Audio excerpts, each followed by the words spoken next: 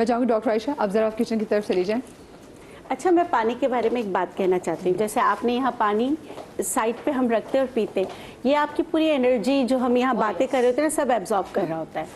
ये जो लोग जो लोग भी अपने बेडरूम में जैसे लगाए हुए होते हैं और हम टीवी देख रहे होते हैं, बातें कर रहे होते हैं, वही एनर्जी हम कंज्यूम कर रहे होते हैं। तो प्लीज़ खुदारा ये ना कीजिए।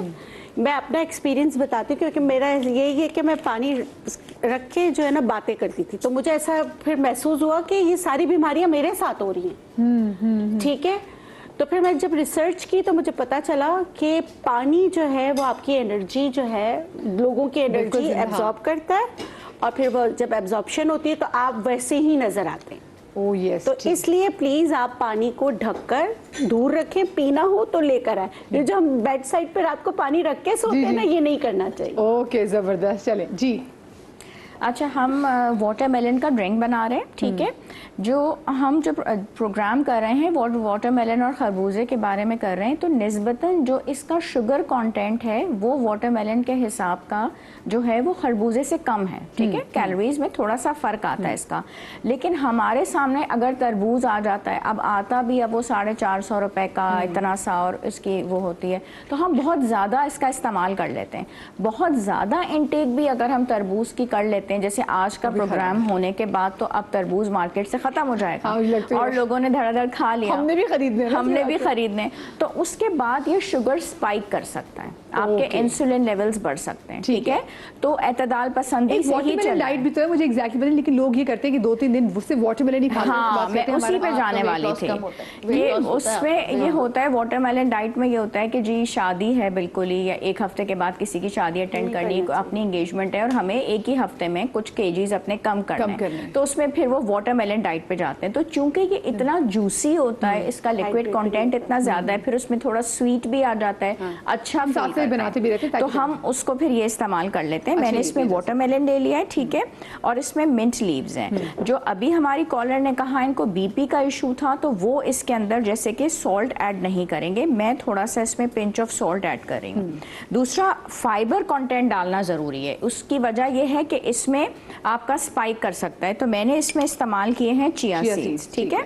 और यूजुअली आपने अगर करने हैं तो फिर रात में सोक करके रख लीजिए, ताकि ये थोड़े फूल जाएं, जितने हो जाएंगे फूल जाए, उसके बाद इसका फायदा जो है वो ज्यादा है।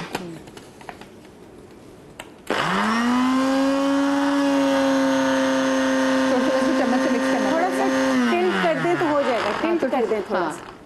हाँ, आप करें, चला दें, पाकिस्तानी जुगाड़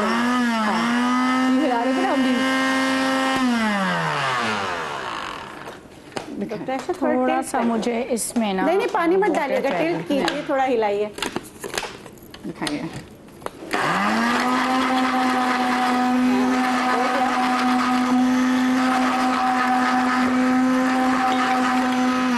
चम्मच दे मुझे, ये लीजिए, फंस गया है।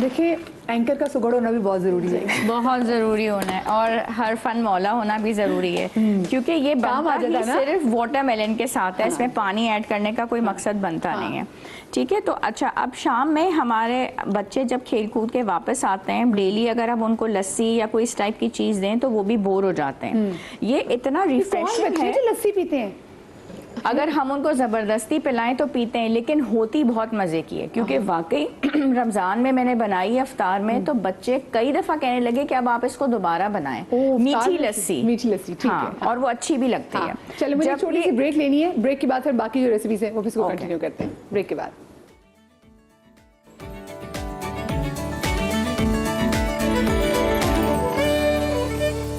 जी, welcome back after the break, और आज का हमारा शो है तरबूज और खरबूजे के बारे में, और जनाब डॉक्टर आयशा जो है वो किचन काउंटर पे मौजूद हैं, और उन्होंने बड़ा ज़बरदस्त अभी ड्रिंक भी बनाया है तरबूज से।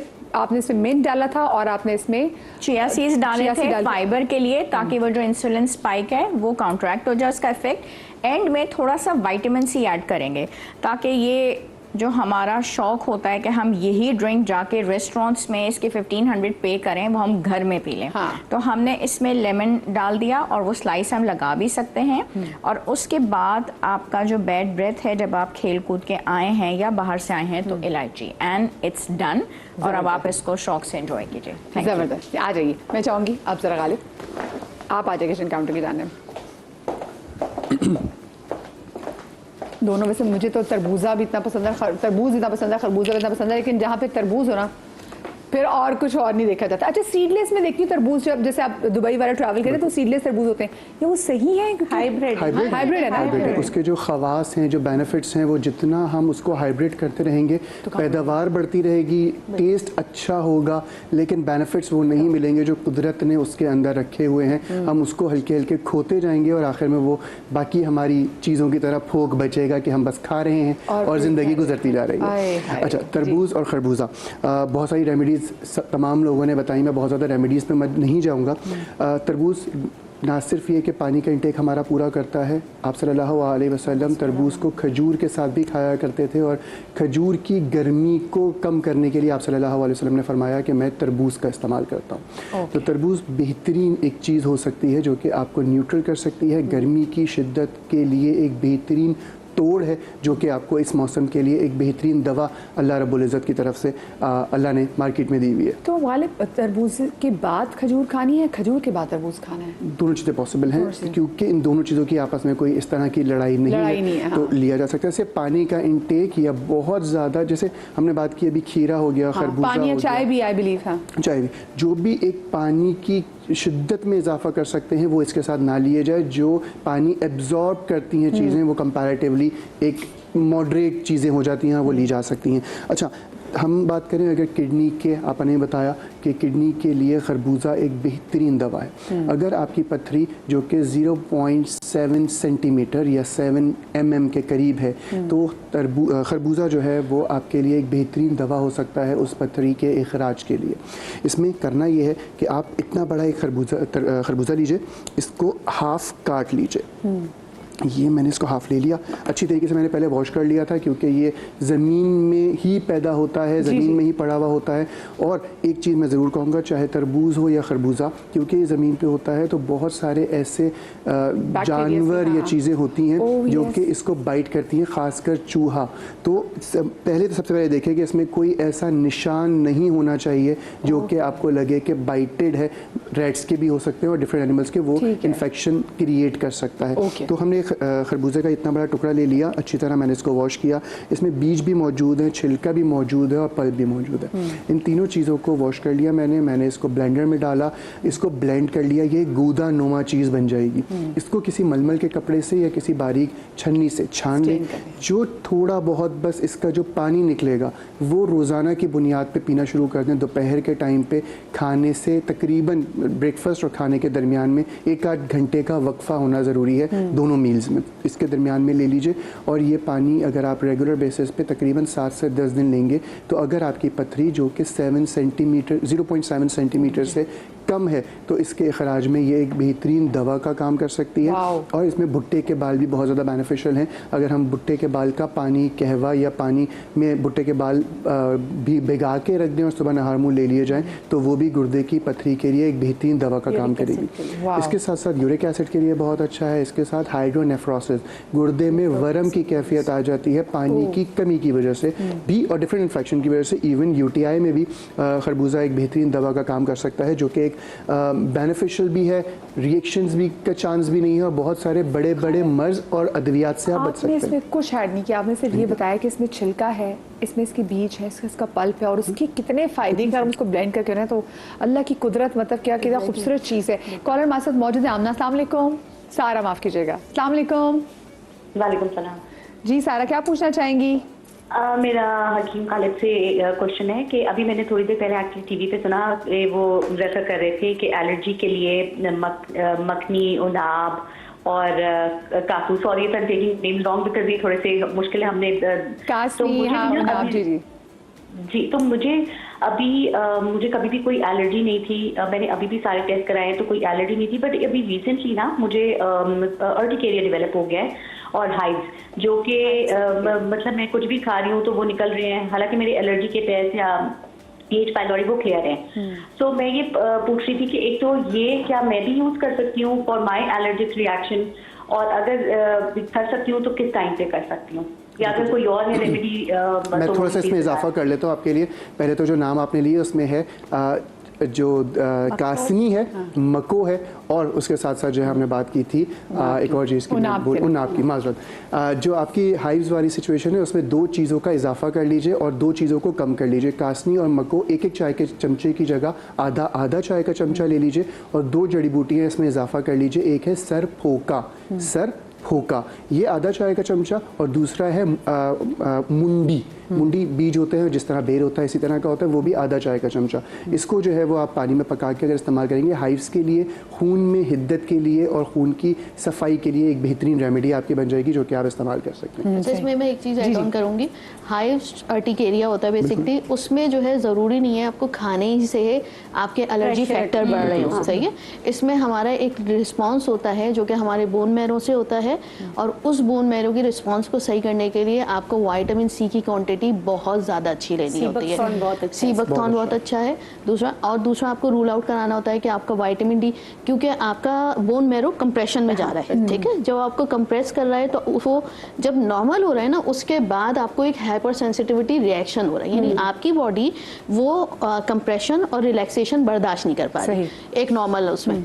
तो उसके लिए आपको बहुत सारे टेस्ट कराने ज़रूरी हैं। आईजी लेवल कितना है, विटामिन सी का इंटेक कितना है, विटामिन डी कितना है, थायराइड का क्या स्टेटस है, यूरिक एसिड कैसा है, लिवर कंजेशन है या नहीं है, डाइट कैसी है। तो ऑल दीज कम, वो इस वजह से कि मुझे बीमारी बचपन से अर्टिकेरिया, ठीक है। अब आई एम सेटल्ड क्योंकि मैंने विटामिन सी का इंटेक और सब कुछ बहुत अच्छा किया।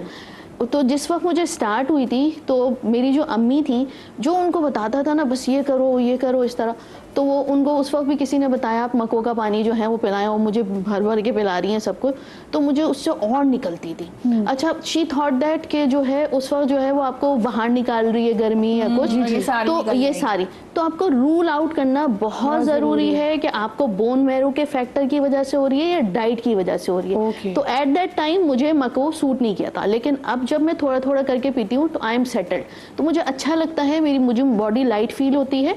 ऐसा नहीं है कि मुझे अभी भी नहीं होती, अभी भी होती है, सिर्फ बीफ से होती है। रही थी ना, तो अब ये मैं सिर्फ ये नहीं कह रही, इट्स ऑल गुड। मैं सिर्फ अपना जो है वो होता है क्या है ना, देखो हम भी यहाँ पे रेमेडी बता रहे हैं, किसी को कोई एक चीज मिली नहीं मिली, वो कहते हैं चलो यही स्टार्ट कर देते हैं, ठीक है। तो 2 फैक्टर्स होते हैं, एक डाइट की वजह से होता है जो कि आपको अंदर हिद्दत, तो वो एक हाइपर सेंसिटिविटी रिएक्शन होगा, और एक आपको होता है बोन मैरो की वजह से।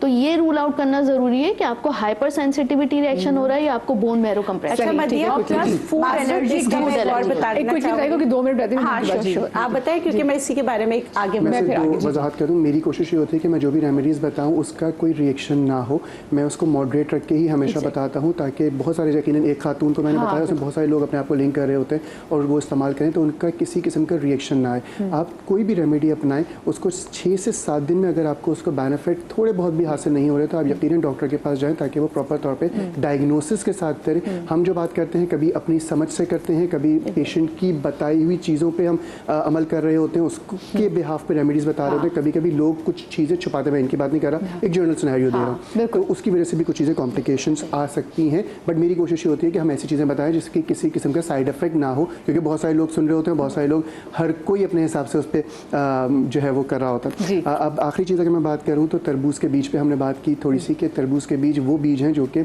अगर जितने भी हम बीजों की बात करें, जितने भी फ्रूट्स हैं, उनमें सबसे ज़्यादा न्यूट्रिएंट्स या दमदार जो आप वर्ड यूज़ कर रही हैं उसके लिए जो है वो तरबूज के बीज हैं। इसको रोस्ट कर लीजिए, चबा के खाइए। इसमें एक जड़ी बूटी होती है बाओ बड़ंग। बाओ बड़ंग अगर हम वज़न ऐड कर लें और रोज़ाना आधा चाय का चमचा रात को सोते वक्त बच्चों को दे दें तो बच्चों के पेट के कीड़ों के लिए, डीवर्म करने के लिए और बच्चों की आंतों की सफाई के लिए एक बेहतरीन रेमेडी हो जाएगी। आजकल क्योंकि पेपर्स हो रहे हैं तो एक चीज़ हावजे के लिए लोग बहुत शिकायत करते हैं, यही बीज अगर रोस्ट करके चबा के कोकोनट ऑयल के साथ, एक्स्ट्रा वर्जिन कोकोनट ऑयल ले लिया जाए 1 चमचा रात को, इसके साथ अगर लिया जाए तो ये हावजे में बहुत नुमाया बेहतरी ला सकते हैं विद इन 7 डेज। आपके हाथ में जो इसका हमने क्या करें, जल्दी से कुछ बता नहीं, दें। बस मैंने वो बता दिया था। इसका मेरे हाथ में जो है वो बीज हैं, बेसिकली मैं वो दिखाना चाह रहा था। जी जी सर, ठीक है, ये बीज भी। और तरबूज के बीज का आपने कहा कि हाफ से के साथ, बट आप उसको लें वर्जिन कोकोनट ऑयल के साथ। और जिन लोगों के खवातीन के बाल गिर रहे हैं वो भी अगर इसको रोस्ट करके मोरिंगा के साथ मिलाकर लेंगे तो लगाए नहीं, खाएं आधा चाय का चमचा, तो उनके लिए जो न्यूट्रिशंस की कमी की वजह से बालों का गिरना है और स्किन की जो खराबियां नुमाया हो रही हैं वो हल्के हल्के बेहतर होना शुरू। मोरिंगा की पे कैप्सूल के साथ भी खा सकते हैं। चलिए ठीक है, thank you so much everyone. आज का शो मुझे लगता था कि हम मजीद जितना उसको बढ़ा लेना तो कम है, क्योंकि everyone had so much to share. अपना बहुत सारा ख्याल रखिएगा। शाद रही, आबाद रही, अल्लाह पाक आपको लात के गम से महफूज रखे। जिंदगी रही तो कल मिलेंगे। अल्लाह हाफिज़।